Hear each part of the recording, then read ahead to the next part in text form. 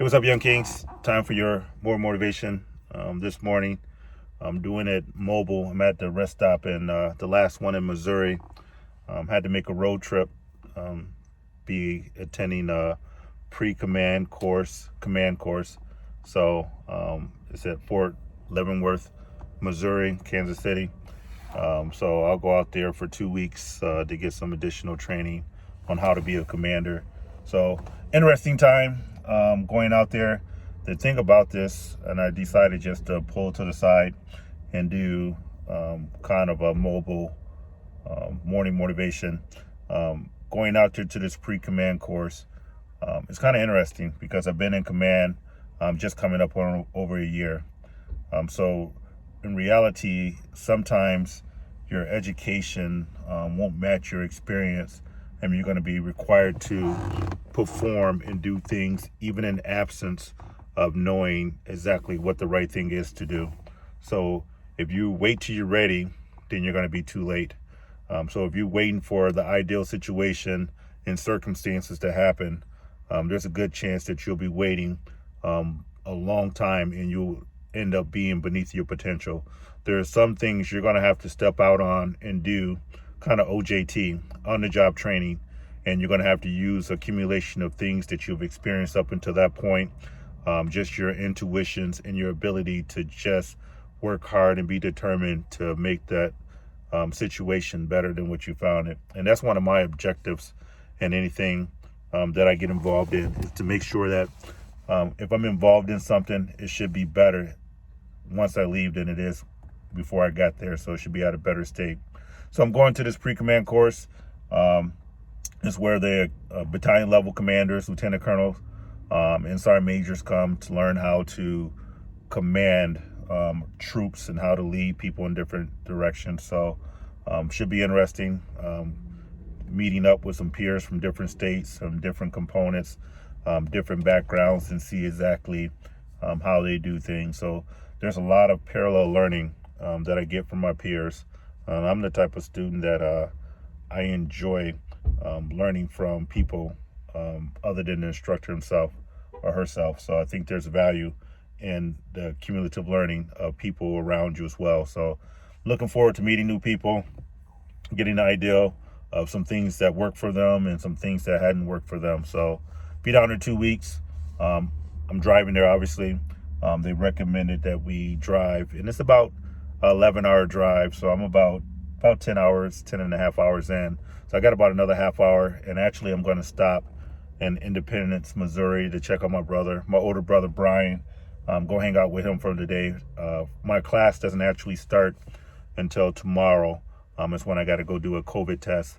But they wanted us to drive there to minimize our exposure of getting in the airport, flying, and with different people coming from different parts of the country, and then converging all on one place. So it's been a long drive. You know, I started just after midnight, and when I do long drives, I kind of like to start at night because I took a nap. I woke up and I said, you know what? When I do long drives, now consider long drives, 10 hours plus. I think the longest I've driven is probably almost like 23, 24 hours. Of course, I kind of pull over at rest stops here and there and I take breaks. But I start at night.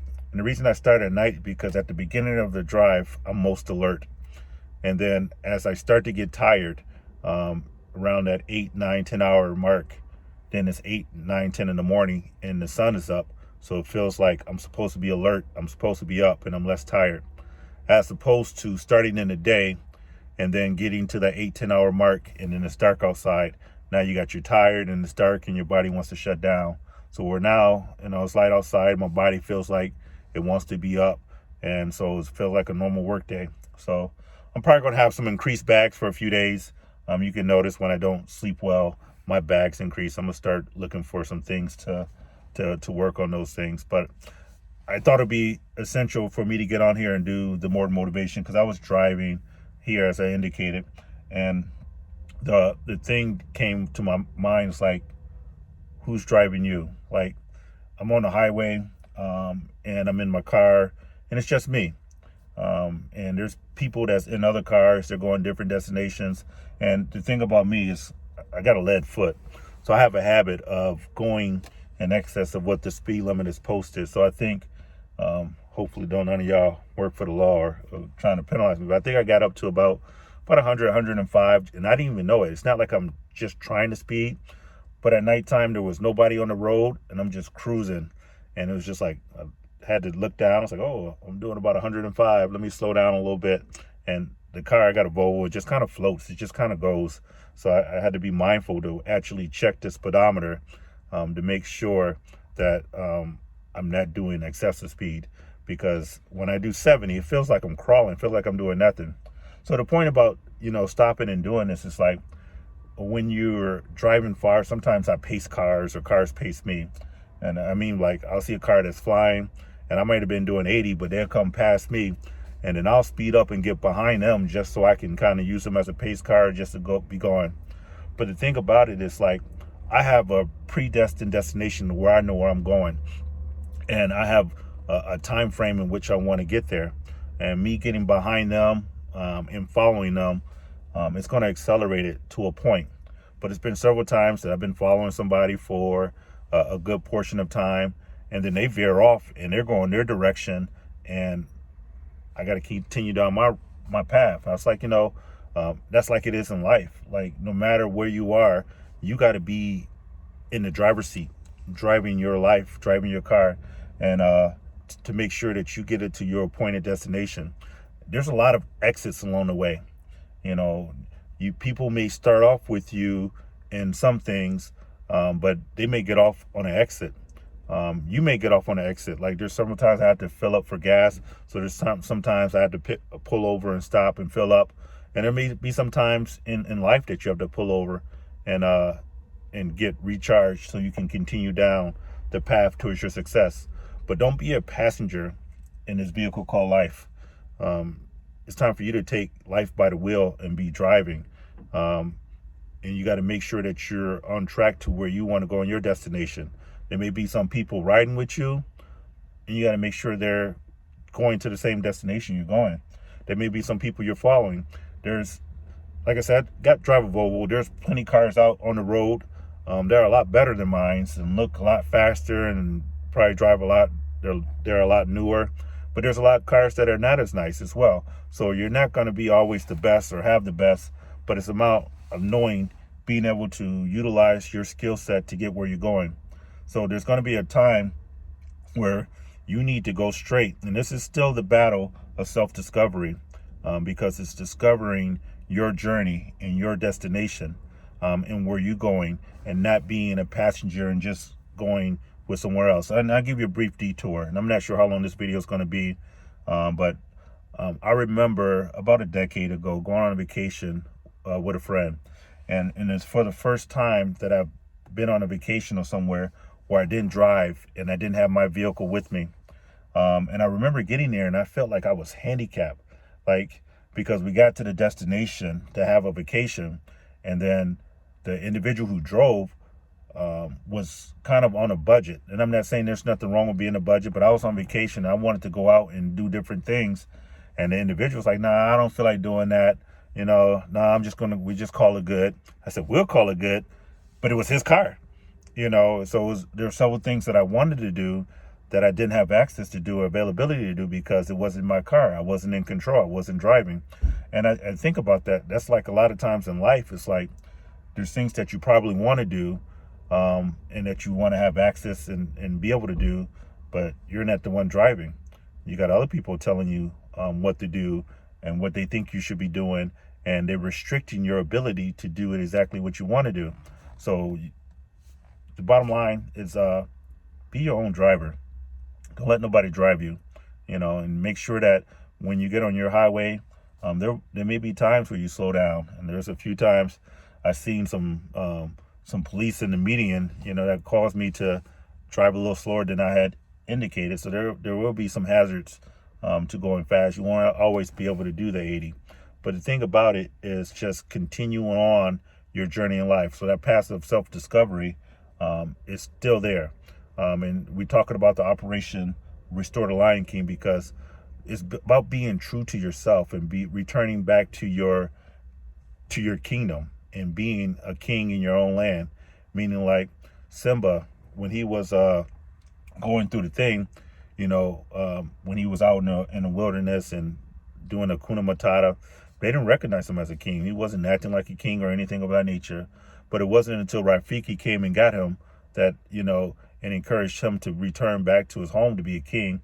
And when he returned back, he didn't go make a big announcement that he was going back to King of Stone. He just went out and did it. And then support came along the way. So you got to realize, like, a lot of times when you're on these endeavors, people may not jump on board right away. They may not be extra supportive. There's going to be a time when you do the self-discovery that you're going to realize, like, you're by yourself. And sometimes people are not going to want to allow you to be your true self, your authentic version of you. So sometimes you may have to be alone, but you got to realize this is your destination. And as I was driving today, I was listening to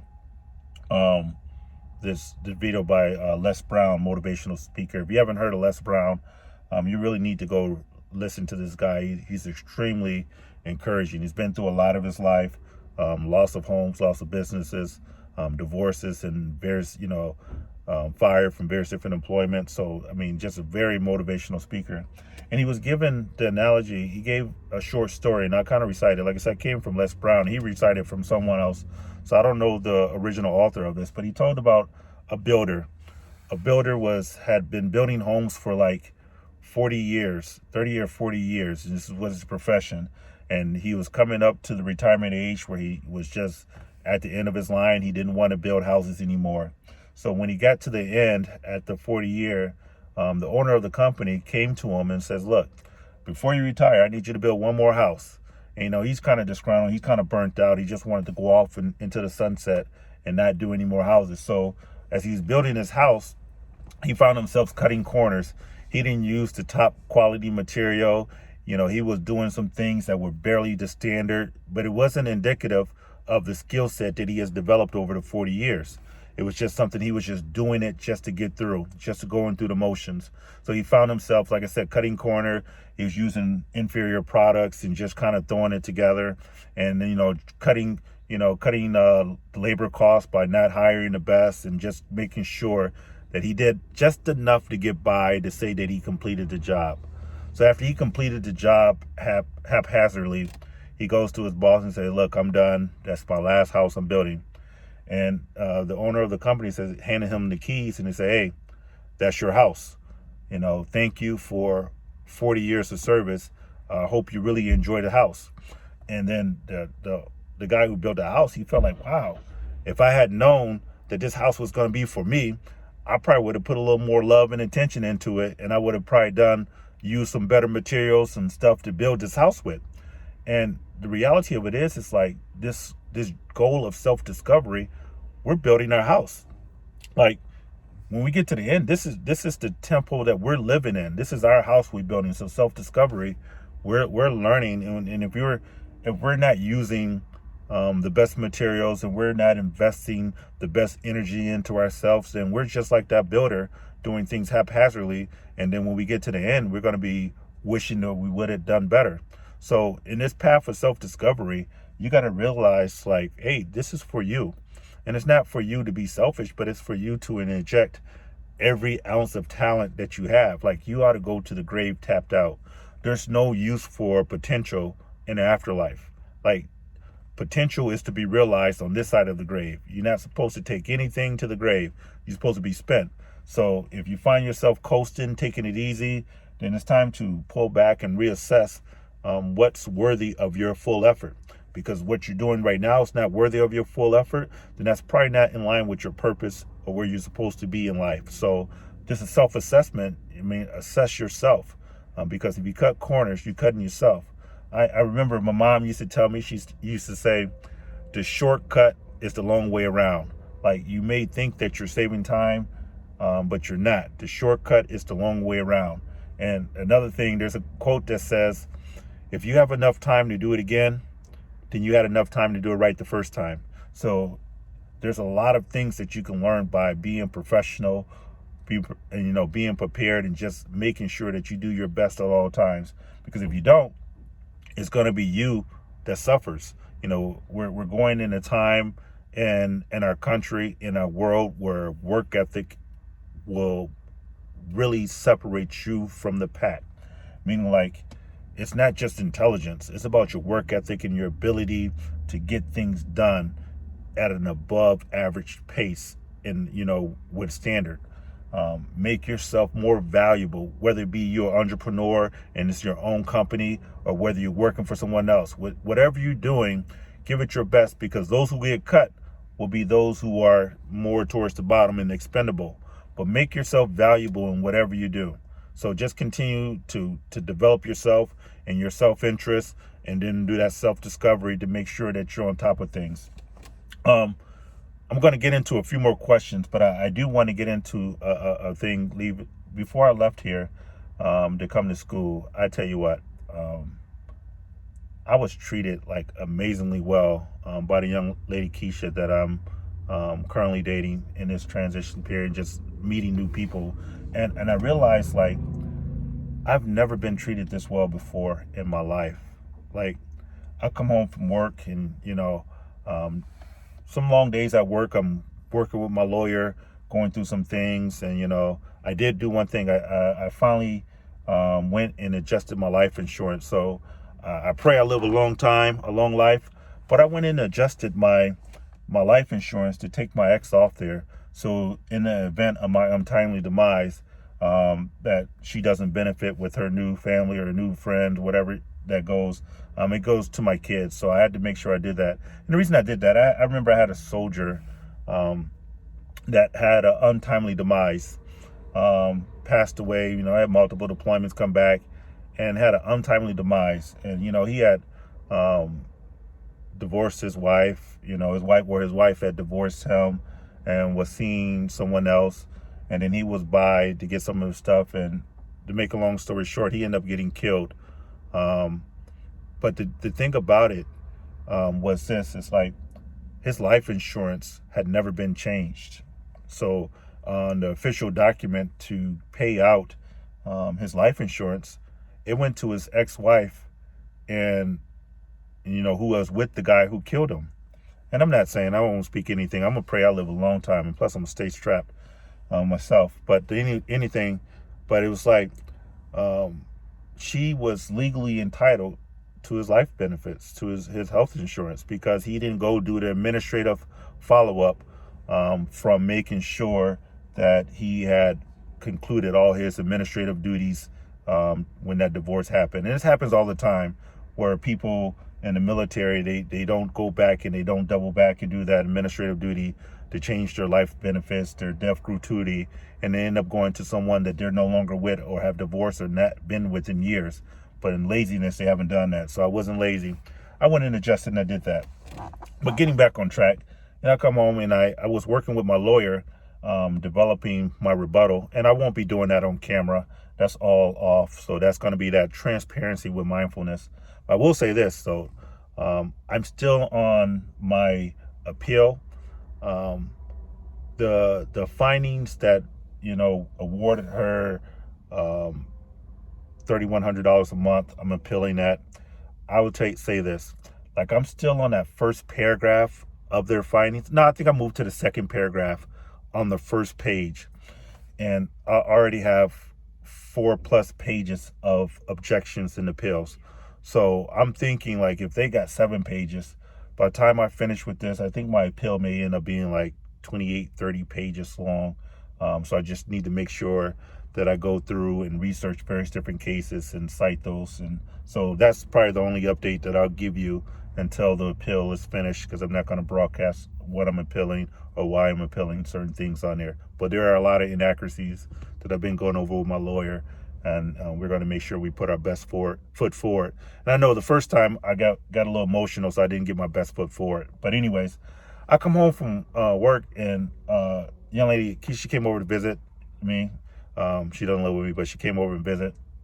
And man, cooked me dinner. I mean, this is the first time. I'm 45 years old. Like, brought me flowers. Like, I'm a grown ass man. Like, you don't give no grown man flowers. And it made me feel a different way. Like, man, like, where did they do this at? And ran me a bubble bath and all that things with grapes and strawberry. I was like, wow, I've never been ever treated like that. And it made me feel some type of way. It's like, it made me feel like a king. I know I call that myself that a lot because I'm manifesting my destiny, but to be treated like one is something completely different. And I realized, like, once you start treating yourself better, um, people around you would treat you better.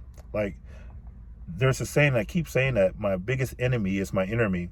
So once you start changing how you talk to yourself and you start holding yourself in esteem, then you can walk with your head up. And then not only would you not tolerate people who don't treat you with the same esteem, you'll start removing yourself from that. But the people who are around you will be holding you in that esteem. And it's not there to blow your head up, but it should be a reflection of the people around you should reflect how you treat yourself. So when you're going through this thing of self-discovery, you're going to discover some people they're not into you. And some people will walk away. Back to the driving analogy, they want to get off the road on an exit. They're not trying to go the same direction you're going. And they don't do it as much nowadays, but back in the 80s and the 90s, there used to be a lot of hitchhikers out. People on the side of the road, and they used to put their thumbs out, trying to get a ride. But notice that what I noticed particularly about hitchhikers, they used to always get on the side of the road that they were traveling because they didn't want to inconvenience you to say, hey, you pick them up and they say, hey, I'm going back 10 miles the other direction. They make sure they position themselves to be going in the same direction you are going and catch a ride along with you. So I say that to say this. If anybody's going to hitchhike with you, make sure they're going in the direction you're going. Make sure that you're not getting off on a detour, turning around, going backwards. Make sure that they're along with the ride, going in the same direction. Because one thing, talks about in scripture, two cannot walk together unless they agree. Like, no matter how bad you want for this person to walk with you, unless they agree with you, you can't walk with them. So just be mindful of that. So I did bring some questions on there. I don't know if you're listening to these videos. I get into some long intros and stuff, but these are all lessons to be learned. And what I want for my young kings who watch this thing is like the difference between a smart person and a wise person. Like, a smart person learns from their mistakes. A wise person learns from other people's mistakes. So I want to make sure that you all are using wisdom and being wise and learn from the things that I did wrong, and that you can try to grow and become better from that.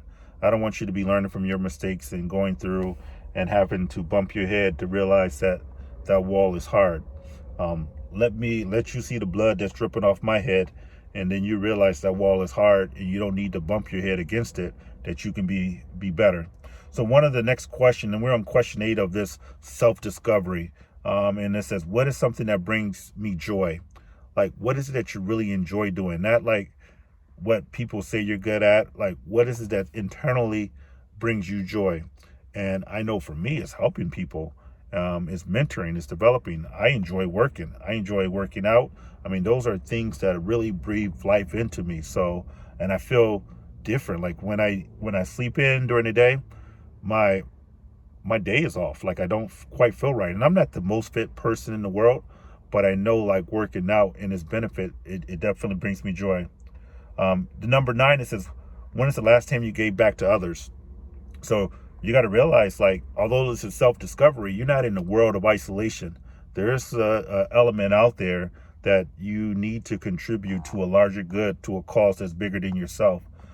If your dreams and your goal are able to be contained just within you, and you don't need anything else, or you're not going to impact anybody else, I would go to venture that you have a pretty small dream. Like, really real big dreams, they impact others. So when was the last time you gave back or assisted others? But at the same time, one of my detriment is that I give too much. I give even at the detriment of my own good. So balance that out. You got to know if you're a giver or a taker, and you should be balanced in each of those. You shouldn't take so much where you're selfish, and you should give so much where you're feeling empty and depleted or used and abandoned. So number 10, it says, what matters most right now?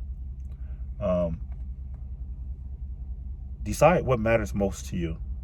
and make sure that matters most to you. Meaning, like, my peace now. I had a guy, one of my soldiers at work, approach me and say, "Hey, sir, you seem so much at peace now at work." And I tell you, when I go to work, I'm there to work, and I'm pushing people to reach their full potential and stuff of that nature. And I'm just very ambitious and trying to do the best job I can. And I still do that. But he mentioned, he says, something has happened over this last few months that has, your peace seems to be exuding from you. And I realized, like, the last few months, I stopped chasing my ex. I recognized, like, there was a conclusion to that season in my life. Like, there's a burden to be carried when you're trying to want something more than somebody else wants it, and you're the only one carrying the weight. Like, that was a burden I put down back in November. And I started therapy. I started taking my workouts to another level. I met another young lady. So those are all things that have just, like, wow. And I know that I feel better, and I feel healthier. I feel happier. I feel whole. But for him to say that to me yesterday was like, it's starting to show outside of me as well. Like, when you carry that, people, when somebody walk in the room, you can tell who got a lot on their plate. I remember I was trying to talk to this chief. He used to work for me. He's going through a divorce as well. And I sent him a text real quick, check on him how he was doing. And I got a very aggressive text back, like, "Who is this? What do you want?" And I was like, "Chief, like, what's going on?" And come to find out, he had changed his number. He had sent me I have the new number, but his old number was the default. And I immediately responded back. I said, "Hey, you sound like you're having a bad day. You okay?" And then he said some other stuff on this. Now, this is not the chief I was talking to, but off the back, I knew the guy was having a rough day. So then I go, it's like, man, I know this ain't chief. First of all, he wouldn't be that disgruntled and disrespectful. Second of all, that's not, something I tolerate. So I shot him emails. "Hey, chief, did you change numbers?" And he's, "Oh, yeah, remember I started his email," and I went back and I checked him. But right off the back, I recognized the guy I was texting had a bad day or was going through a lot in life. And that's how it is. Like, when you carrying stuff that's heavy, people see you struggling with that, and it's a burden. So put it down, put that weight down. Like, that weight wasn't for us to be carried. So go back to figuring out what gives you joy and what matters most to you right now. Going back to that, mine is peace, like a peace of mind. I mean, that is like surreal. Like, I told you, I'm the king of Pettyville. So if you want a petty contest, I think I'm going to come in first. My mind is extremely creative, and it can come up with some ways to be petty. But I got to realize, like, I think I want to step down from that, and that it's going to be a challenge. So if you want to get the contest on, you probably got a few more weeks to really get that going on. But other than that, I think I'm about to step away from that, because I realize I give energy into things that don't need to have life. Breathe life into situations that should be dead. So I want to really, I'm gonna start assessing that in my self-development and self-assessment, self-discovery. That is the area that I definitely want to improve on and work on. So more to come on there. But peace is supreme. I mean, it feels good. Not only does it feel good, like having an environment where you feel accepted and you feel wanted and you feel desired. I mean, that's like, it feels new, and it makes me think, like, why did I ever settle for less than this? Like, my counselor asked me, she says, what level, like, it's a level of dysfunction to desire more dysfunction. Like, what is in you that want this brokenness? And it's like, and it's no indictment on my ex, because I'm sure she's probably feeling this exact blissfulness with her new mate, and she's entitled to do that.